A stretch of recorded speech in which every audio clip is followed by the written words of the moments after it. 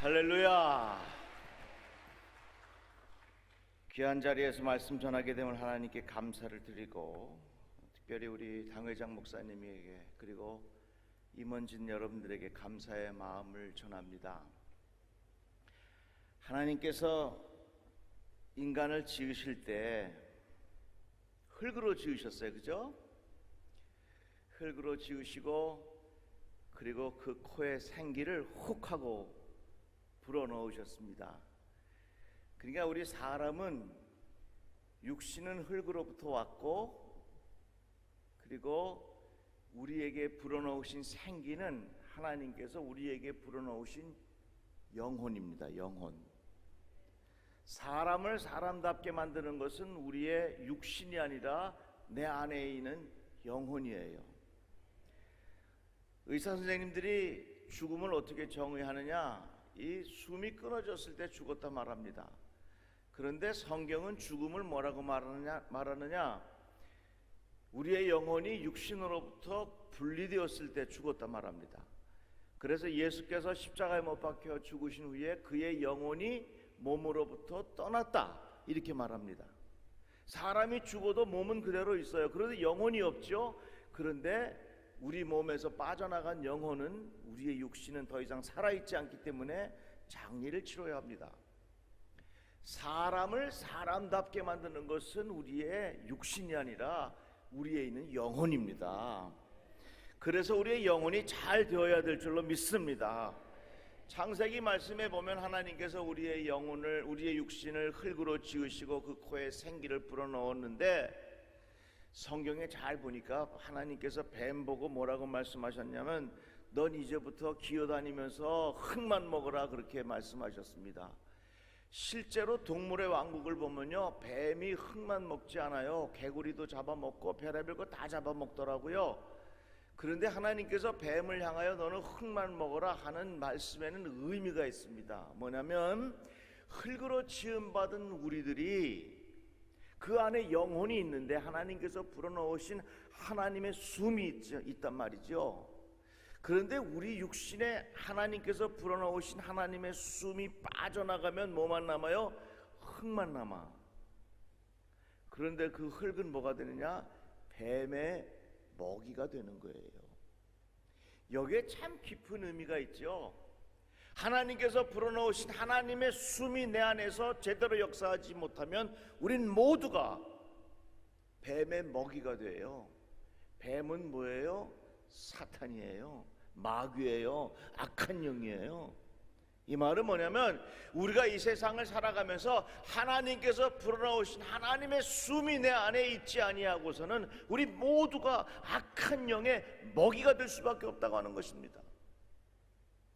그러면 이 하나님의 숨을 우리가 어떻게 공급받느냐? 그 하나님의 숨은 어디 있느냐? 말씀 속에 담겨져 있어요. 다 같이 아멘.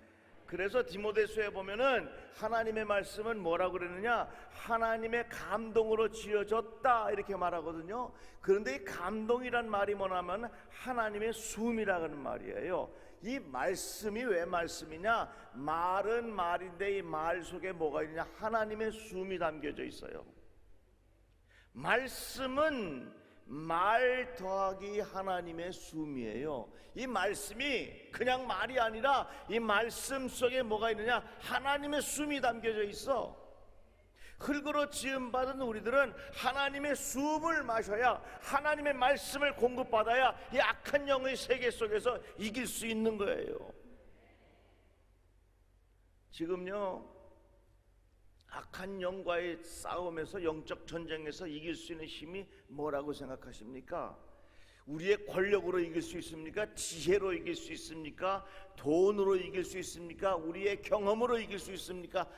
아무 것으로도 악한 영과의 싸움을 이길 수가 없어요. 감당해낼 수가 없습니다. 오직 하나님의 말씀, 하나님께서 우리에게 부어넣으신 하나님의 숨, 하나님의 영이 내 안에 역사할 때만이 우리가 이 세상 악한 영과의 싸움에서 이기게 될 줄로 믿습니다.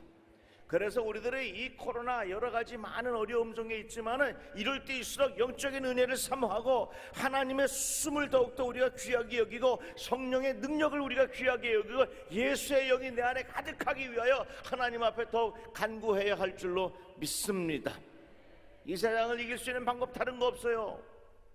예수의 영이 우리 안에 가득할 때에 우리가 이긴다 그 말이에요. 다 같이 아멘. 오늘 함께 말씀을 나누려고 하는 것은요, 빚진 자여 빛으로 살라, 이런 말씀입니다. 예수님께서 포도원 비유 말씀하셨어요. 포도원의 비유는 이거죠. 포도원 주인이 일꾼을 찾으러 나갑니다.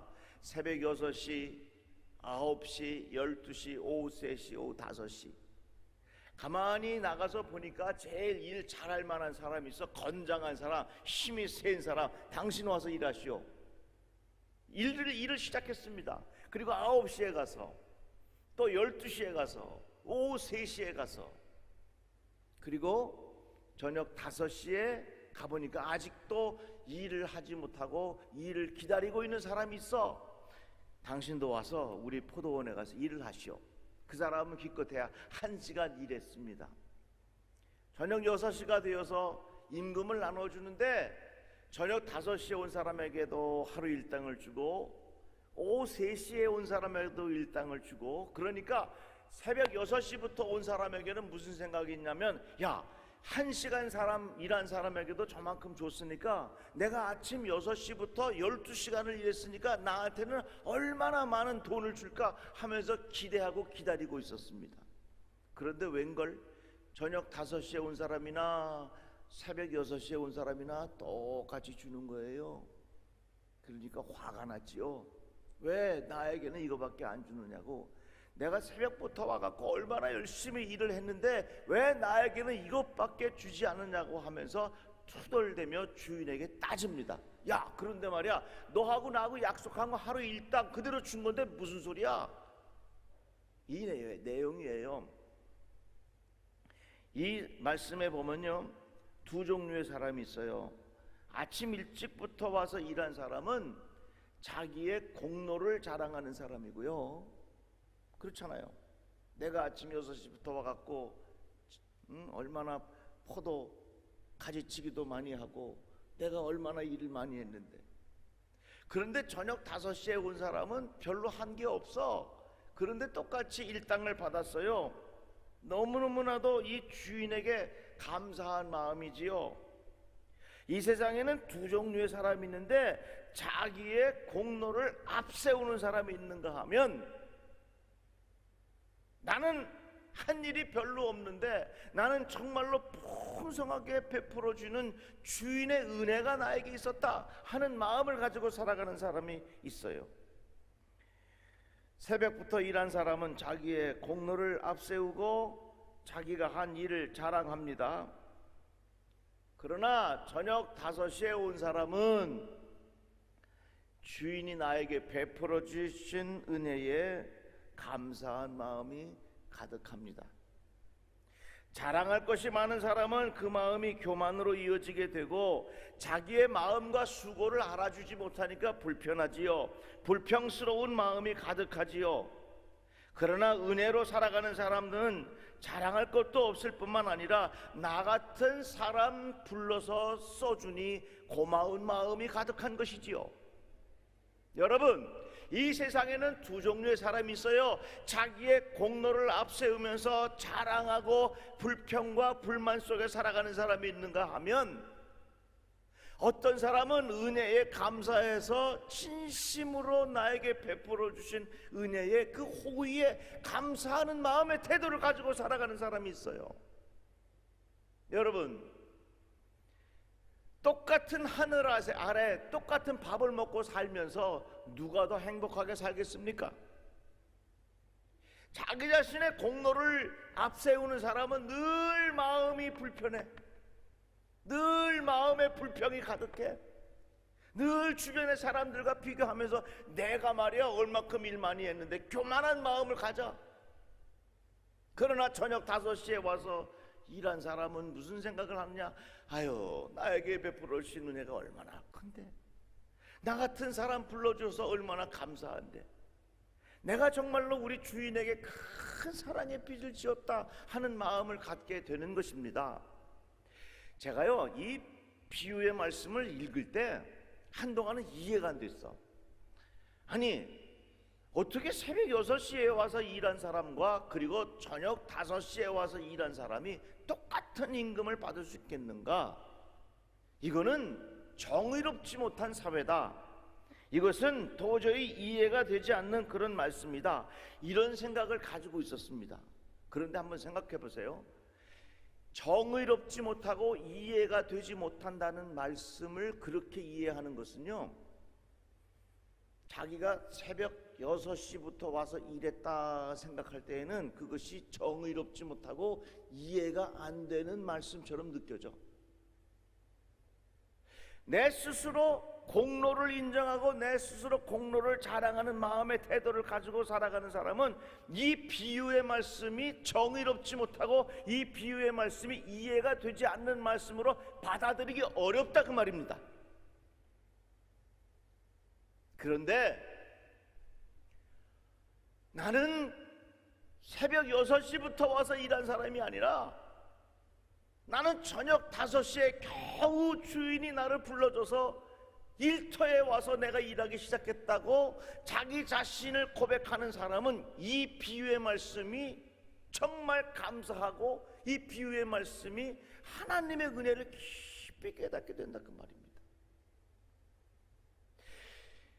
이 비유의 말씀을 읽고도 우리가 정의롭지 못하고 이해가 되지 못한다 하는 표현은 자기 자신의 공로를 앞세우는 사람은 그렇게 이해합니다. 그러나 나 같은 사람 하나님께서 불러주시고 나 같은 사람 하나님께서 은혜를 베풀어 주시고 나 같은 사람에게 기회를 주셨다고 생각하는 사람은 이 비유의 말씀이 얼마나 은혜로운 말씀인지 몰라요. 사랑하는 성도 여러분, 이 비유의 말씀이 하나님의 은혜로 채워지는 축복이 있기를 주의 이름으로 축원합니다. 존 웨슬리 목사님은요, 인간의 행복은 영성의 뿌리를 둔다, 이렇게 말했습니다. 많은 사람들이 생각하지요, 내가 더 많이 가지면 행복하리라. 아닙니다. 그거 아닙니다. 자기 자신의 공로를 앞세우는 사람 절대로 행복할 수 없습니다. 그러나 내 마음의 은혜를 알고 하나님께서 내게 베풀어 주신 그 은혜에 감사하는 사람만이 진심으로 행복한 인생을 살아갈 수 있다, 그 말입니다. 여러분, 하나님 앞에 감사하시기를 주의 이름으로 축복합니다. 소유를 통한 행복은 오래가지 못합니다. 갖고 싶은 거 갖는다고 해서 그것이 나에게 얼마나 기쁨을 주겠습니까? 오래가지 못해요. 그러나 하나님께서 내게 베풀어 주신 은혜에 진심으로 감사하는 사람은 그것 자체가 행복이고 그것 자체가 하나님께서 내려주신 축복이라, 그 말입니다. 그래서 이 은혜에 감사하는 사람은 또 다른 마음이 있는데, 그 마음이 뭐냐면 빚진 자의 마음이에요. 빚진 자의 마음. 아유, 나는 저녁 5시에 와서 1시간밖에 일을 안 했는데 저렇게 아침 6시부터 와서 일한 사람과 똑같은 임금을 주니 아유, 내가 얼마나 많은 빚을 졌는가. 자기의 공로를 앞세우는 사람은 절대로 빚진 자의 마음이 없어. 자기의 공로를 앞세우니까 자기를 자랑하게 되고 자기 자랑에 교만이 이루어지고, 그 교만한 마음은 뭐예요? 불평스러운 마음, 불편한 마음이 생기니까 그 마음이 어디 행복할 수 있겠습니까? 아니지요. 행복할 수 없죠. 그러나 나 같은 사람을 하나님께서 불러주시고 나 같은 사람에게 은혜를 주시고 나 같은 사람을 용서해 주셨으니 이 얼마나 하나님의 은혜가 감사한가. 예수 믿는 사람은요, 모두가 은혜에 빚을 지고 살아가는 사람들이에요. 사도 바울이 말합니다. 그러므로 형제들아, 우리가 빚진 자로 돼. 빚을 졌어. 우리가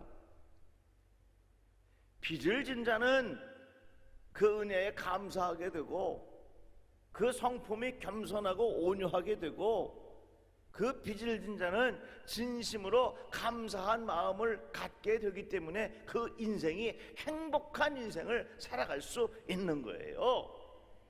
그러면 우리들은 어떤 빚을 지었는가? 예수께서 십자가에 못 박혀 죽으심으로 예수께서 십자가에서 우리의 모든 죄값을 다 지불해 주셨어. 다 같이 아멘. 다 같이 아멘. 여러분, 예수를 수십 년 믿어도요, 내가 죄인이라고 하는 것을 인정하지 못하는 사람은 십자가의 능력을 경험하지 못합니다. 내가 죄인이라고 하는 것을 인정하지 못하는 사람은 복음의 능력도 모릅니다. 내가 죄인이라고 하는 것을 인정하지 아니하는 사람은 하나님께서 내게 베풀어 주신 은혜에 대한 진심으로 감사한 마음이 생길 수가 없어요. 진심으로 감사하는 사람은 내가 죄인이로소이다, 나 같은 사람 예수께서 나를 위하여 십자가에 못 박혀 죽으시고 그의 피로 말미암아 내가 구원함을 얻었으니 내가 하나님으로부터, 예수님으로부터 귀한 이 빚을 지었다. 이런 신앙의 고백이 우리 모두에게 있기를 주의 이름으로 축복합니다. 바이러스하고 죄하고요 너무 비슷한 거 있죠. 죄의 시작은 아무것도 없는 것처럼 시작해. 바이러스의 시작도요 아무것도 없는 것처럼 시작해. 이 세상에 퍼져 있는 모든 바이러스를 다 뭉쳐놔야 골프공 하나도 안 된대. 그 얼마나 조그매요. 아주 보이지 않게 시작해. 죄도 정말 아무것도 보이지 않게 시작해. 바이러스가 우리 몸에서 자랍니다. 죄가 우리 몸에서 자랍니다. 죄가 장성해서 사망을 낳는 것처럼 아무것도 아닌 것 같은 이 바이러스가 우리 몸에서 자라면서 치명적인 건강에 이상을 가져와요. 바이러스를 해결하기 위해서는 백신을 맞아야 됩니다. 그런데요, 죄의 문제를 위한 백신이 있는데 그것이 바로 우리 주 예수 그리스도의 보혈의 피인 줄로 믿습니다. 백신은요 한 번 맞고 두 번 맞아. 또 나면 부스터샷이라고 해서 또 맞아야 돼. 또 다른 바이러스가 생기면 그에 대한 백신을 또 맞아야 돼. 맞고 또 맞아. 그런데 예수께서 십자가에 흘리신 보혈의 피는 단번에, 그 예수 그리스도께서 십자가에서 흘리신 피가 영어의 표현으로 뭐라고 이야기하냐면 once, 단 한 번, for all, 단 한 번이지만 모든 것을 위한 예수의 십자가의 보혈이 우리의 죄를 사해 주셨다 그 말입니다.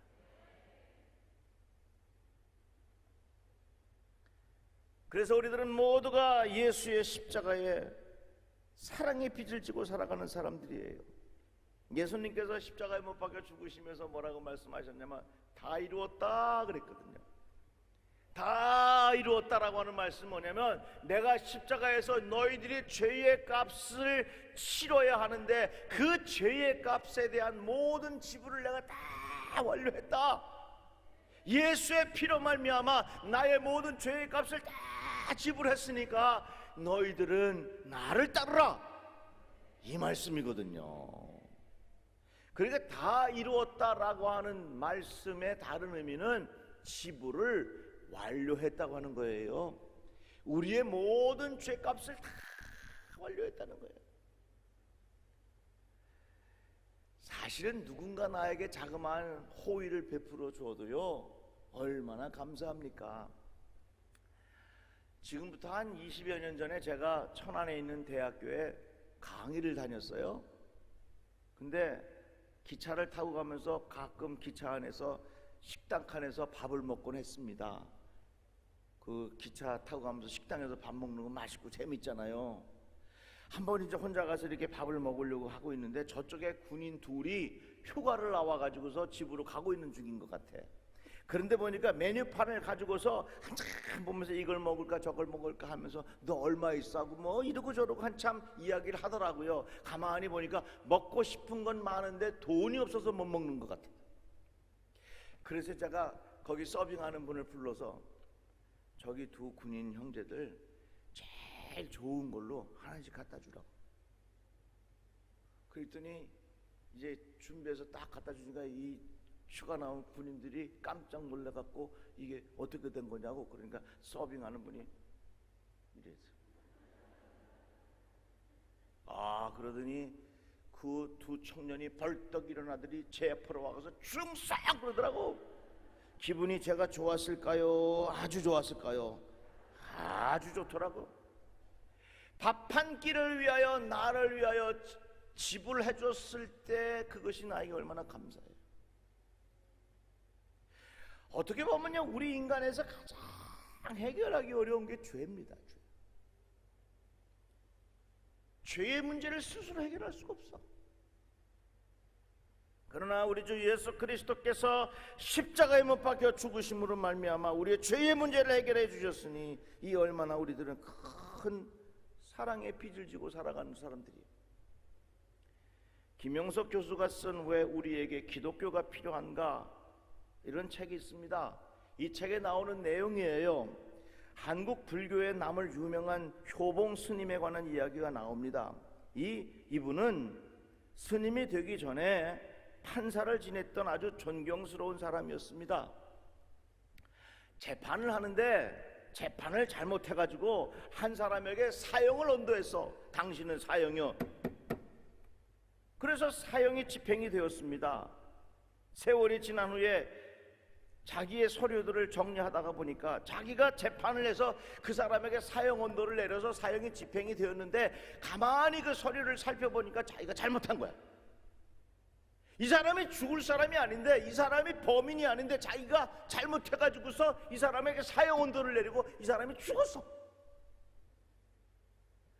내가 잘못 판단해서 이 사람이 죽었으니 얼마나 그 죄책감이 크겠습니까?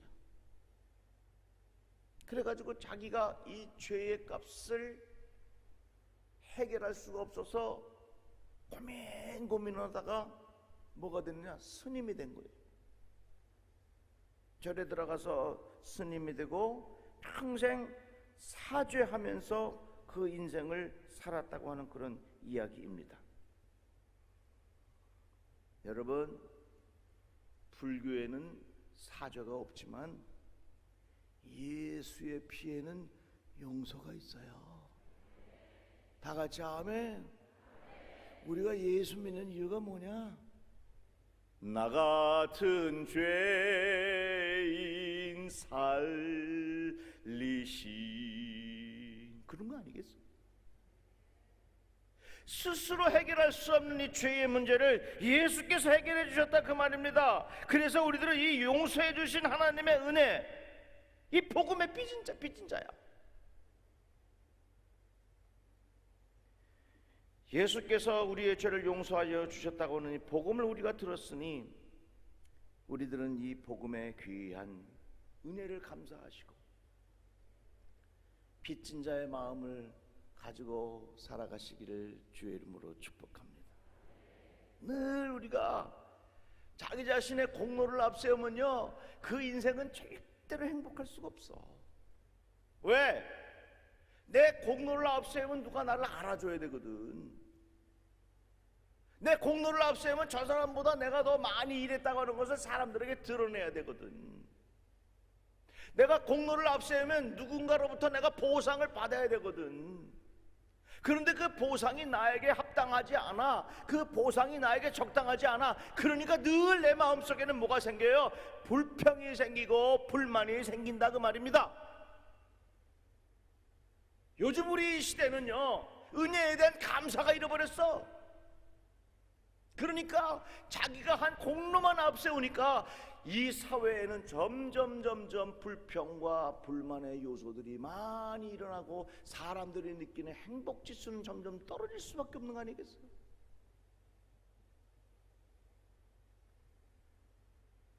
사랑하는 성도 여러분, 여러분들의 마음속에 감사의 마음이 있기를 주의 이름으로 축복합니다. 늘 그래서 우리들은 생활 속에서 나는 빚을 진 사람이다. 나는 예수 그리스도로부터 용서받은 그 귀한 용서의 빚을 내가 지고 사는 사람이다. 저는 그런 생각해봐요. 화장실에 가면 화장지가 놓여져 있고 변기가 깨끗하게 되어 있고, 그건요 누군가 나를 위해서 아침 일찍 나와 수고했기 때문에 내가 그렇게 깨끗하게 사용할 수 있는 거예요. 늘 우리들의 마음속에, 생활 속에 나는 참 빌은 빚을 지고 살아가는구나 하는 마음이 필요한 거 아니겠어요?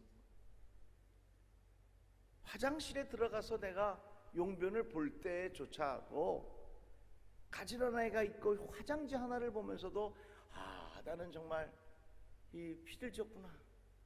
그러면 그 마음속에 진심으로 그렇게 수고한 사람에 대한 감사한 마음이 있고요,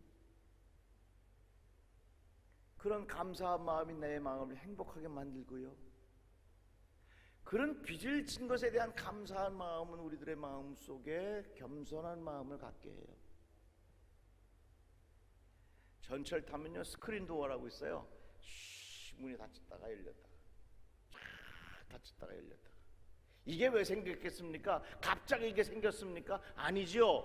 얼마나 많은 사람들이 그 플랫폼에 떨어져 죽었기 때문에 이 스크린 도어가 생긴 거 아니겠어요? 그래서 우리들은 생활 속에서 그 자그마한 스크린 도어 하나를 보면서도 야, 이거 그냥 갑자기 내 안전을 위해서 만들어진 것이 아니라 누군가 나를 위하여 희생했기 때문에 이런 안전한 세상에서 내가 살 수 있게 되었구나. 그런 측면에서 우리 주변을 돌아보면요, 우리 주변에 얼마나 내가 빚지고 살아가는 게 많은지 몰라요. 오늘 찬양팀 참 감사해요. 그리고 아까 저 찬양하신 우리 김 선생님, 그 찬양도 참 감사해요. 그 찬양이 얼마나 감사한지. 이분들이 찬양할 때 그냥 갑자기 있겠습니까? 이 찬양을 위하여 얼마나 연습도 많이 하고 준비도 많이 하고 기도도 많이 하고 그러는 가운데 그 찬양을 통해서 우리가 깊은 은혜를 받잖아요. 그러니까 우리 주변을 돌아보아서 모든 것이 내가 정말 사랑의 빚을 지었다라고 하는 마음을 가지면 우리 인생이 달라지게 되어 있어요. 하나하나 얼마나 감사한지 몰라요. 여러분, 약을 먹을 때는 어떻습니까? 왜 내가 이런 약을 먹습니까? 이 약이 만들어지기까지 그 병으로 인해서 수많은 사람들이 죽었어요. 그 병으로 인해서 수많은 희생자들이 생겼어요. 그런 것들이 계속해서 반복되면서 그런 과정 속에 똑같은 병이 나에게 있지만 그런 약이 만들어져서 내가 그 약을 먹고 나는 건강을 유지할 수 있는 거 아니겠어요? 그러니까 약 하나를 먹어도 이것이 내가 그냥 먹는 것이 아니라 내 공로가 아니라 그동안 내 삶 속에 얼마나 많은 사람들이 그런 고통을 받았고 얼마나 많은 사람들이 그 희생자들이 있었기 때문에 내가 그 약을 먹게 되느냐 그 말이에요. 그래서 우리가 생활 속에서 나는 이 모양 저 모양으로 많은 이 사랑의 빚을 지었다, 그런 마음을 갖고 빚진 자의 마음을 가지고 살면 우리 인생은요 감사하게 되고요, 우리 인생은요 겸손하게 되고요. 아멘 할 때까지 할 테니까. 우리 인생은요 하나님의 축복을 받아 누리며 감사한 거예요. 다 같이 아멘. 그렇게 빚진 자의 마음을 가지고 감사할 때 우리 인생이 행복한 거지. 나는 말이야 새벽 6시부터 와서 일해서 내가 얼마나 고생 많이 했는 줄 알아? 너는 기껏 저녁 5시에 와서 한 일이 뭐가 있어? 이런 식으로 이야기를 하면 이 사람의 행복과 감사한 마음이 있겠어요? 아니에요. 남편이 직장 갔다가 힘이 들어갖고서 집에 들어왔는데 집이 좀 지저분해. 근데 부인에게 한다는 말이, 당신은 집에 하루 종일 뭐 했어? 그러면 부인이 열받는겨. 나름대로 열심히 했는데 그렇잖아요. 살림이라고 하는 거는 잘 티도 안 나는 거. 그런데 그거를 알아주지 못하고 남편은 아내에게 빚을 진다는 마음을 가지고 감사하며 살아가는 거예요. 그러면 그 가정이 행복한 거지요. 남편이 열심히 일을 해가지고서 부인에게 월급을 갖다 줬어요. 그랬더니 부인이 딱 보더니, 여보, 이거 갖고 어떻게 살아? 그 말은 뭡니까?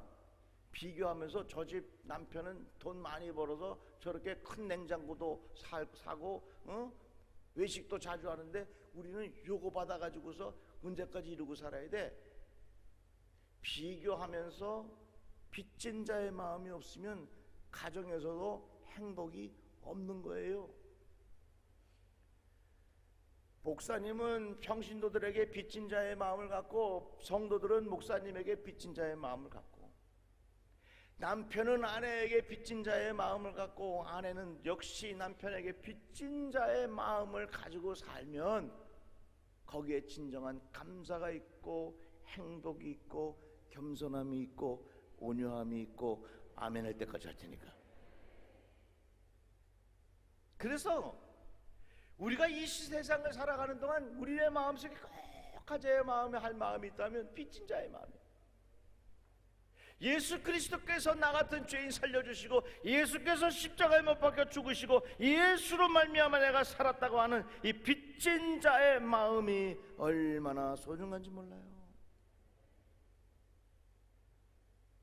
그리고요, 우리는 다 기도의 빚을 지고 살아가는 사람들이요. 다 같이 아멘. 다 같이 아멘. 내가 지금 있는 것, 누군가 나를 위하여 기도했기 때문에 그 기도의 빚으로 산다 그 말이에요. 그 기도의 빚을 감사하는 마음에 사람은요 믿음의 사람이에요. 여러분들이 이렇게 모여서 나라와 민족을 위하여 하나님 앞에 기도할 때에 하나님께서 축복하사 우리나라를 더욱더 좋은 나라 만들어 주실 줄로 믿습니다. 그러니까 내가 이렇게 지금 살고 내가 하나님의 말씀을 전하고 여러분들이 지금 이렇게 살아가는 하루하루가 나의 공로가 아니라 우리 주 예수께서 베풀어 주신 은혜의 빛. 우리 주변에 빚진 것들이 너무너무 많아요. 그래서 우리가 이 은혜에 감사하며 살아야 돼요. 자, 그러면 빚진 자는 어떻게 살아야 되냐? 빛으로 살아야 돼. 그래서 오늘 말씀의 제목이 뭐냐? 한번 따라해 볼까요? 빚진 자요, 빛으로 살라. 다시 한번, 빚진 자요, 빛으로 살라. 빚이나 빛이나 저만한 차이요. 그죠? 빚에다가 저만한 딱 지금 빛이 되는 거예요. 내가 빚을 졌지만 빛으로 사는 것은 어렵지 않아. 내가 빚을 지었지만 내 마음의 생각을 하고 빛으로 살아가는 것은 내 생각을 조금만 바꾸면 되는 거예요. 그런데 가만히 보면요, 남하고 님하고 저만한 차이요. 그죠? 남하고 님하고 고칠병하고 고질병하고 저만한 차이야. 그죠? 고칠병, 고질병. impossible이라는 영어가 있어요. 불가능하다는 말이에요. 그런데 IMPOSSIBL인데 I하고 M 사이에 점 하나만 찍으면 I am possible이 돼. 불가능하다고 생각하지만 내가 점 하나만 찍으면 뭐가 돼? 나는 가능하다가 되는 거예요. 내가 예수 그리스도께 큰 사랑의 빚을 지었지만 빚진 자의 마음을 가지고 내가 이 세상을 빛으로 살아야 되겠다고 하는 새로운 마음의 결단이 있으면 그 인생 그렇게 살아가는 거예요. 여러분들, 우리가 이 세상 살아가는 동안 빚진 자요, 빛으로 살라. 그러므로 형제들아, 우리가 빚진 자로 돼 육신에게 져서 육신대로 살 것이 아니니라. 너희가 육신대로 살면 반드시 죽을 것이로되 영으로서 몸의 행실을 죽이며 살리니 무릇 하나님의 영으로 인도함을 받는 사람은 곧 하나님의 아들이라 그랬어. 그럼 우리가 어떻게 빛으로 사느냐? 이 하늘에 보면요, 태양이 있고 달이 있어. 태양은 스스로 빛을 비추지만요, 달은요, 태양이 빛을 비춰주면 달은 그 태양의 빛을 받아서 반사하는 거예요. 우리들 스스로가 빛을 발할 수가 없어요. 우리는 주님께서 주시는 은혜의 빛을 받을 때 그 빛을 반사하는 거예요. 다 같이 아멘. 그래서 우리가 이 세상을 어떻게 빚진 자에 어떻게 빛으로 살 수 있겠는가? 빛으로 살아가는 방법은요, 다른 방법 없어. 내가 도를 깨달아서 아니에요. 내가 실력이 있어서 아니에요. 내가 능력이 있어서 아니에요. 다른 거 하나도 없어. 하나님께서 베풀어 주신 그 은혜의 빛을 내가 깊이 받았어. 예수께서 내게 베풀어 주신 그 은혜의 빛을 깊이 받으면 나로 인하여 주님의 빛을 반사하게 될 줄로 믿습니다. 예수 믿는 사람은요, 이 땅에 살지만 하나님 나라의 가치관을 갖고 살아가는 사람들이요. 다 같이 아멘. 다 같이 아멘. 여러분 보세요. 하나님께서 아담과 하와에게 뭐라고 말씀하셨냐면 너희들 선악과 먹으면 안 돼, 죽어 그랬거든. 왜 선악과를 먹으면 안 되느냐? 선악과는요, 선과 악의 기준이 하나님에게 있다는 거예요. 하나님께서 이것이 선하다 하면 이게 선이고요, 하나님께서 이게 악하다 그러면 이게 악이요. 하나님께서 선하다 그랬는데 인간이 모여가지고 이거 악하다 이렇게 말할 수 있는 게 아니에요. 하나님께서 이거 악하다 그랬는데 인간이 이것을 악하다 인간이 마음대로 바꿀 수 있는 게 아니란 말입니다. 선과 악의 기준은 하나님께 있어요. 그러니까 하나님께서 선이라 하면 그게 선이고 하나님께서 악이라 그러면 그게 악이요. 근데 이 세상은 어떻게 잘못돼가지고 말이죠, 선과 악을 같이 모여 사람들이 자 이제부터 선과 악을 정합시다. 자 다수결로 정하겠습니다. 이것에 대하여 이거 선이라고 생각하는 사람 손 드세요. 그래서 이게 선으로 생각하는 사람이 표가 더 많으면 악이 선이 돼.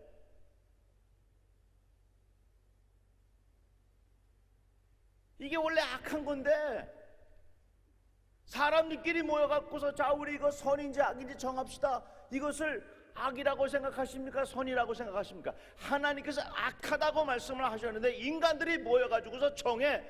근데 선이라고 손든 사람이 많았어. 그러면 이 악이 선으로 둔갑해. 이게 요즘 이 세상이에요. 예수를 따른다는 것은, 하나님의 나라를 사모한다고 하는 것은 하나님 주시는 가치관을 갖고 살아가는 거예요.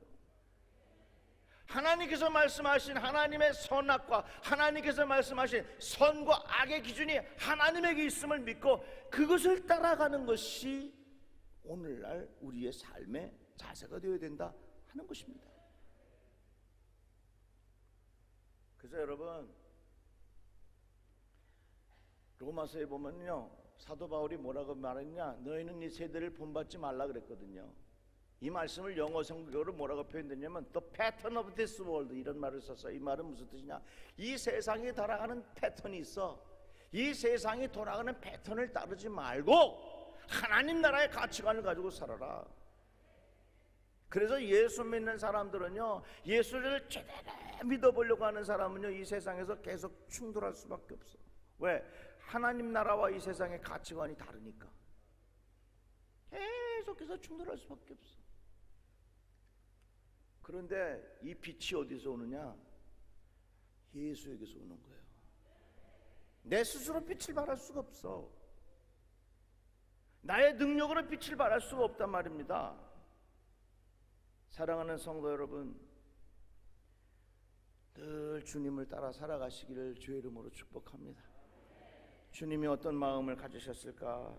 주님이 어떤 생각을 가지셨을까? 이런 마음의 태도를 가지고 살면 하나님께서 내게 주신 귀한 은혜의 빛이 있어. 한번 따라 볼까요? 빚진 자여. 다시 한번 빚진 자여 빛으로 살라. 다시 한번 빚진 자여 빛으로 살라. 그런데 예수께서 우리에게 가르쳐 주신 마음 중에 한 가지 말씀을 드리고 싶은 것은요, 주님은 긍휼히 여기는 마음이 있으셨어. 우리가 이 세상 그런 마음 갖고 살았으면 좋겠어요. 하나님, 나에게도 예수님 마음 닮아서 긍휼히 여기는 마음이 있게 하여 주시옵소서. 이런 마음이 있으면 그 긍휼히 여기는 마음을 따라 살다가 보면 나는 이 세상에 빛의 사람이 되는 거예요.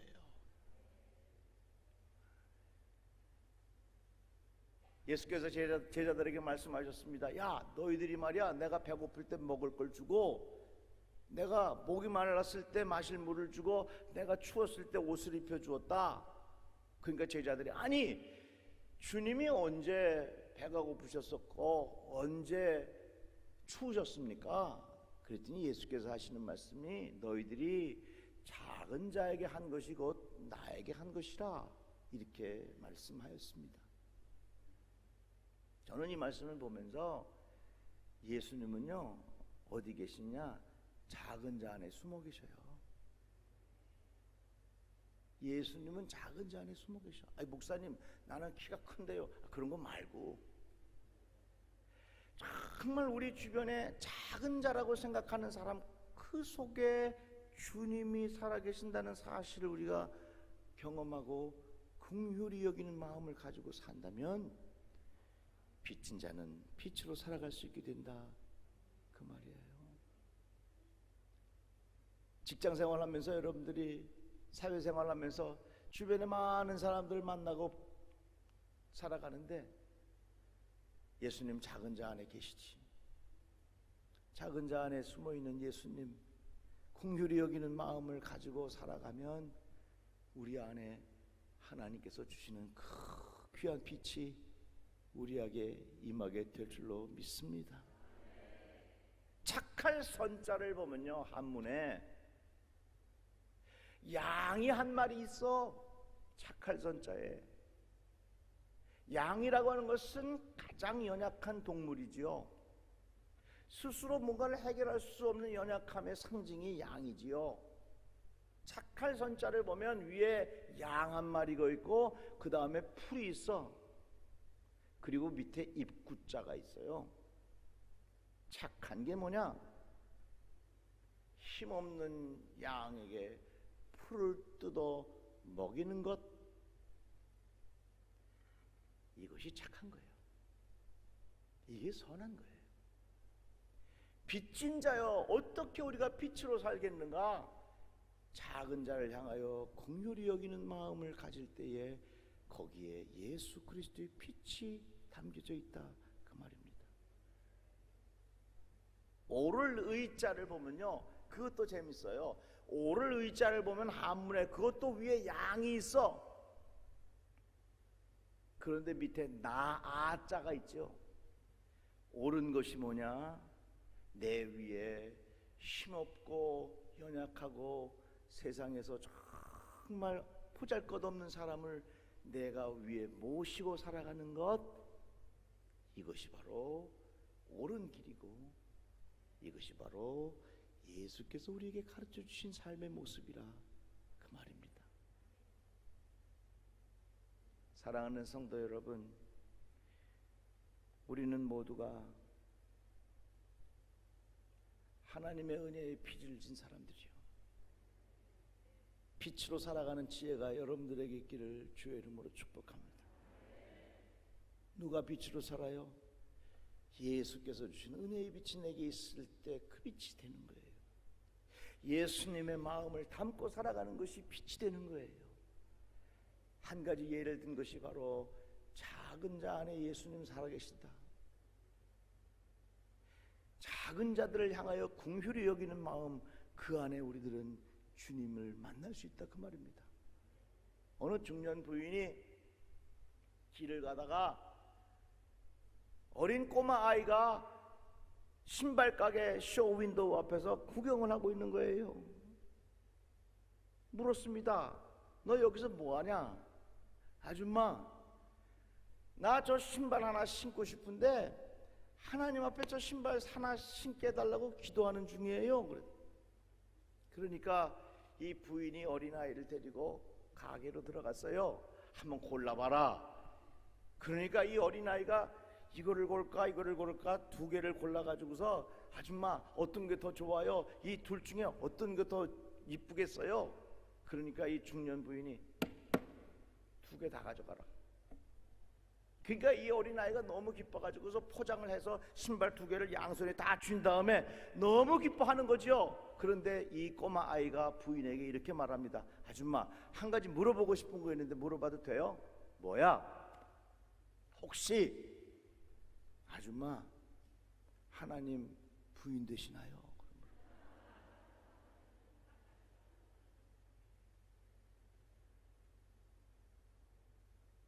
작은 자를 긍휼히 여기는 마음,